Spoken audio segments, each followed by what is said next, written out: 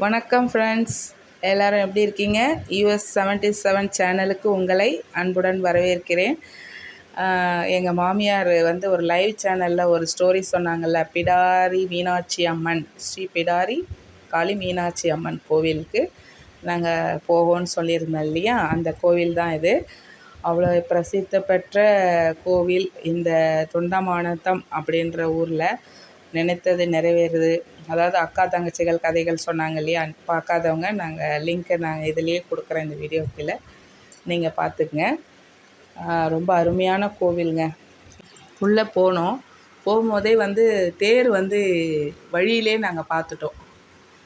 அப்படியே காரை நிறுத்திட்டு தேரை நாங்கள் தரிசனம் பண்ணிவிட்டு உள்ளே இருக்க மீனாட்சி அம்மாவை ரொம்ப எங்கள் மாமியார் ரொம்ப வருஷத்துக்கு அப்புறம் பார்க்கறதுனால மெய்சிலிர்த்து வணங்கினாங்க.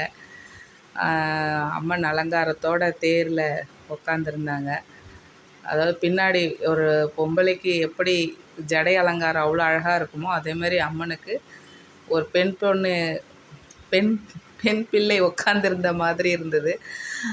மன்னிக்கவும். அதனால் அவ்வளோ அழகாக இருந்தது மீனாட்சி அம்மனோட அலங்காரம். மீனாட்சி அம்மன்றது நம்ம மதுரை மீனாட்சி அம்மனை குறிக்கல. இந்த ஊர் கோவிலுக்குன்னு ஒரு பூர்வீக கதை ஒன்று சொன்னாங்க எங்கள் மாமியார். அக்கா தங்கச்சிகள் இருவரும். அக்கா பேர் தான் மீனாட்சி, அவங்களுக்கு குழந்தை இல்லை. தங்கச்சியோட குழந்தைகளை பார்க்கறதுக்காக ஊருக்கு போயிருக்காங்க. அப்போ தங்கச்சி என்ன பண்ணியிருக்கா, அக்காவோட கண்ணில் தான் குழந்தைகள் படக்கூடாதுன்னு ஒரு கூடையால் அந்த குழந்தைகளை போட்டு மூடி வச்சுருக்கா.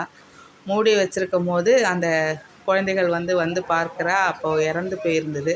அப்போ தான் அக்கா வந்து ஒரு தெய்வத்துக்கு ஈடானவ, அவளுக்காக நம்ம குழந்தைகளை நம்ம மூடுறதுனால இன்றைக்கி குழந்தை இல்லாமல் நம்மளும் அந்த ஒரு சூழ்நிலையை தள்ளப்பட்டுட்டோமே அப்படின்னு நினச்சி அக்காட்ட வந்து வரத்தை கேட்குறா. அக்கா சொல்கிறா, இப்போ இரவு நேரமாக எடுத்து காலையில் நீ வா, உன் குழந்தையை நான் தருகிறேன்னு சொல்லி அனுப்பிச்சிருக்கா.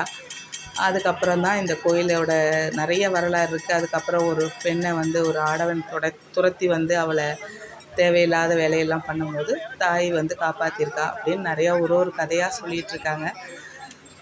அந்த பெண்ணுக்கு வந்து மறுநாள் காலையில் குழந்தைகள் தந்தாளா அப்படின்றதுக்காக நிறைய பேர் கேட்டாங்க. ஆமாம், தந்தா.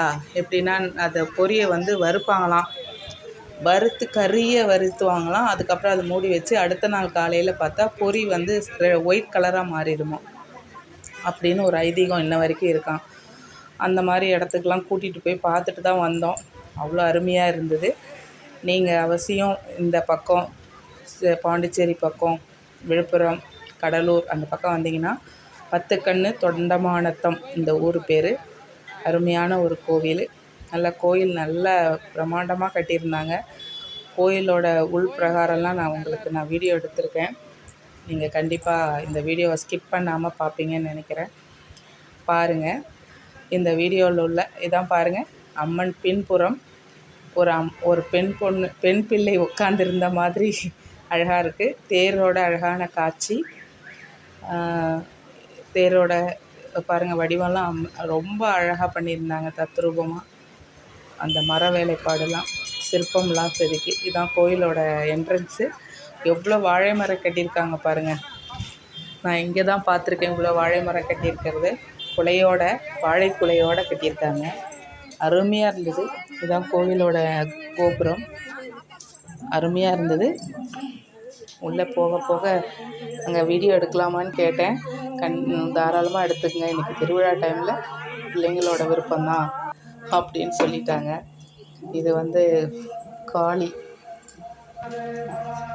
எப்படி இருக்குது பாருங்கள், காளி புறமா செமையாக இருக்குது பார்த்தீங்களா. காளியோட சிலை அப்படியே தத்ரூபமாக இருந்தது நேரில் பார்க்கும்போது எங்களுக்கெல்லாம். அதுக்கப்புறம் இது கோயில் சுற்றுப்பிரகாரம். ஒரு அரச மரம் இருந்தது, அங்கே வேம்பு இருந்தது. அதை சுற்றி 7 கன்னிமார்கள் உட்கார்ந்துருந்த மாதிரி சிலைகள். அங்கே நிறையா உட்காந்து பேசுகிறதுக்கான ஈவினிங் டைமில் கிராமத்தில் இந்த மாதிரி இடம்லாம் சூப்பராக இருக்குங்க. இது கிராமம் மாதிரி இல்லை, நல்லா இருந்தது. எப்படி சொல்கிறதுனா, ஒரு எல்லா வசதியும் இருக்கிற மாதிரி ஒரு கிராமம் இது. நல்லா இருந்துச்சு, எனக்கு ரொம்ப பிடிச்சிருந்தது. மகிஷாசுர மர்த்தினியோட சிலையும் பாருங்கள், அவ்வளோ அழகாக இருந்தது. அப்படியே அந்த செவரோடு ஒட்டி இருந்த மாதிரி தான் சிலை. அங்கே பாருங்கள், சிலை வந்து பார்க்கவே ஒரு தத்ரூபமாக ஒரு காட்சி. அம்மா வந்து ஒரு தவறானவனை கண்டிக்கும் போது எப்படி இருப்பாளோ அதே மாதிரி நின்ன மாதிரி இருந்தது. 8 கரங்களுடன் அன்னை காளி காளி மகிஷாசுரமர்தினி அவ்வளோ அழகாக இருந்தது. இதுதான் கோயிலோட இது. இங்கே தான் கற்பூரம் போடணும்னு சொன்னாங்க. அதனால் நாங்கள் வந்து கற்பூரம் போட்டுட்டு உள்ளே போய் அம்மனை தரிசிக்க போனோம். மீனாட்சி அம்மனை. மீனாட்சினா நான் சொல்கிறது பிடாரி மீனாட்சி அம்மன். இவங்க ரொம்ப அருமையாக அலங்காரம் பண்ணி அவ்வளோ அழகாக இருந்தது. ஒவ்வொரு பெண்ணும் தன் கூட பிறந்த சகோதரியை எந்த காரணத்தை கொண்டும் நம் உடன்பிறப்பே நாமளும் எதுவும் பண்ணக்கூடாதுன்றதுக்காக இது ஒரு பாசத்தின் கதை. ஒரு தனிப்பட்ட மனுஷிக்கு கொடுத்த ஆண்டவன் கொடுத்த கௌரவம் ஒரு பெண்ணுக்கு. இதுதான் மீனாட்சி அம்மன் சிலை. இதை எடுக்கிறதுக்கு பர்மிஷன் கொடுத்தாங்க. ஓகே, நான் எடுத்துட்டேன். நல்ல அலங்காரம் பிரம்மாண்டமாக கிராண்டாக இருந்தது. ஜூம் பண்ணி அம்மனோட ஃபேஸ் வரைக்கும் எடுத்து பார்த்தேன். இது சுற்று பிரகாரம். ஒவ்வொரு அம்மன் சிலையும் தத்ரூபமாக அப்படியே நிற்கிற மாதிரி இருந்தது. அவ்வளோ அழகாக அதை நேர்த்தியாக பண்ணியிருந்தாங்க. இது சமீபத்தில் தான் இது செஞ்சுருக்காங்கன்னு நினைக்கிறேன். 2-3 இயர்ஸ்க்கு முன்னாடி நாங்கள் பார்க்கும்போது அப்போல்லாம் வேலைப்பாடு நடந்துகிட்டு இருந்தது. இப்போ எல்லாமே நல்லா முடிச்சிருந்தாங்க. ஆனால் எனக்கு அப்போ இந்த ஸ்டோரி தெரியாது.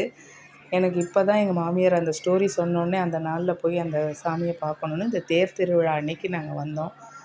தொண்டமானத்தம் ஒரு பேர். கண்டிப்பாக வாங்க, வந்து மீனாட்சி அம்மனோட அருள், பிடாரி மீனாட்சி அம்மனோட அருள் வாங்கிட்டு போங்க.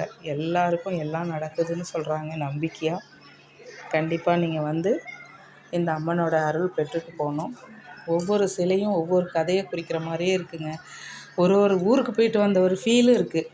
கண்டிப்பாக நீங்கள் இந்த கோயிலுக்கு வரணும், வந்து அம்மனோட ஆசி வாங்கணுன்றது என்னோடய இது. இங்கே பாருங்கள், பத்ரகாளி சிலை. இதான் அம்மன் கும்பிட்டு வெளியே வர பாதை.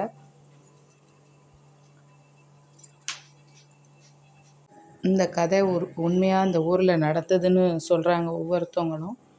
அதே மாதிரி ஈவினிங் டைமில் அதாவது ஆடு வெட்டி அதெல்லாம் செய்கிறாங்க. பொங்கல் வைக்கிறதுக்கு மூளை முடக்கெல்லாம் இருந்து வராங்க. அவ்வளோ பிரம்மாண்டமாக செய்கிறாங்க ஒன்று ஒன்றும். இந்த சிலையை பாருங்கள், ஒன்று ஒன்றும் வித்தியாசமாக இருக்குது. என்னால் நின்று வேகமாக எடுக்க முடியல. ஸ்லோவாக எடுக்கணும்னு பார்த்தேன், வேகமாக எடுது. ஏன்னா கூட்டம் வந்துக்கிட்டே இருந்தது. ஏன்னா நின்று எடுக்கணும்னு நினச்சேன், முடியல. அதனால் நீங்கள் கண்டிப்பாக இந்த பக்கம் வந்தீங்கன்னா இந்த கோயிலை பார்த்துட்டு எப்படி இருந்ததுன்னு நீங்களும் சொல்லுவீங்க. எனக்கும் இப்போ நீங்கள் இதை பார்த்துட்டு கமெண்ட்ஸ் சொல்லுங்கள் ஃப்ரெண்ட்ஸ். என்னோடய சேனலுக்கு லைக் பண்ணுங்கள். கருமாரி அம்மன் நினைக்கிறேன். என்னோடய சேனலுக்கு லைக் பண்ணுங்கள், சப்ஸ்கிரைப் பண்ணுங்கள். உங்களோட சப்போர்ட் கண்டிப்பாக என் சேனலுக்கு வேணும். ஏன்னா நான் வந்து ரொம்ப இதெல்லாம் செய்வேனான்னு நினைக்கவே இல்லை. ஆனால் ஒரு டைமுக்கும் நான் ஒன்று செய்கிறப்போ இவ்வளவும் என்னால் செய்ய முடியுமான்ற ஒரு கான்ஃபிடென்ட் கொடுக்குது என்னோடய சப்ஸ்கிரைப்னால தான். அதனால் நீங்கள் கண்டிப்பாக என்னோடய சேனலுக்கு ஆதரவு கொடுக்கணும். இங்கே பாருங்கள், அம்மா வந்து உண்மையிலே அம்மா பராசக்தி அவ்வளோ அழகாக இருக்குங்க.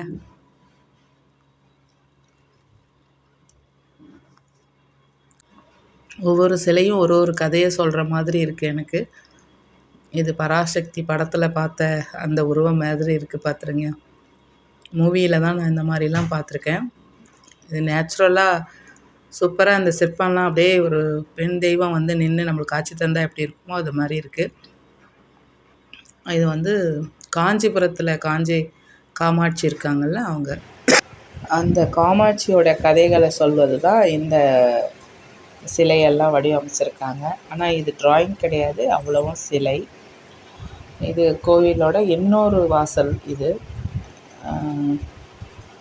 இவங்களும் ஒரு சமயபுரத்தம்மன். ஆமாம், கரெக்ட், சமயபுரத்தம்மன். எல்லாம் ஒரு அம்மனும் இங்கே அப்படியே பிரதிஷ்டை பண்ணி வரக்கூடிய பக்தாளுக்கு அவ்வளோ சேவிக்கிறதுக்கு எல்லா அருள் தராங்க. எனக்கு கோயிலை விட்டு வர்றதுக்கே மனசு வரலை. நின்றுட்டு ஒவ்வொரு சிலையும் பார்த்து ரசிக்கிறதுக்கு எனக்கு அவ்வளோ ஆனந்தமாக இருந்தது. இது கோயில் திருவிழா வந்து எல்லோரும் கூடி பேசுகிற இடம் போல இருக்குது. இன்றைக்கி என்ன ப்ரோக்ராம் செய்கிறார் முருகர் வள்ளி தெய்வானியோட காட்சி தரார் பாருங்க. கவசத்தோடு இருக்கார். அர்த்தநாரீஸ்வரர் லாஸ்ட்டாக இவங்க சிலையை தான் நிரூபிக்கிறாங்க. இது கோயில் வெளியே வர கொடிமரத்துக்கு முன்னாடி அந்த அர்த்தநாரீஸ்வரர் சிலை வந்து வச்சுருக்காங்க. துவாரபாலகர்லாம் அருமையாக இருந்தது கோயில் உள்ளே போகும்போது. இது கோயிலோட வெளியே கோபுரங்கள். இது நான் வெளியே வந்து தான் எடுத்தேன். அவ்வளோ சூப்பராக இருந்தது ஃப்ரெண்ட்ஸ். கண்டிப்பாக நீங்கள் இந்த பக்கம் வந்தீங்கன்னா, தொண்டமானத்தை வந்தீங்கன்னா, பிடாரி மீனாட்சி அம்மன் கோவிலுக்கு வந்து இவங்களோட அருள் பெற்று எல்லோரும் நல்லா இருக்கணும்னு நான் வாழ்த்துறேன். என்னோடய சேனலுக்கு சப்ஸ்கிரைப் பண்ணுங்கள், லைக் பண்ணுங்கள் ஃப்ரெண்ட்ஸ். பாய்.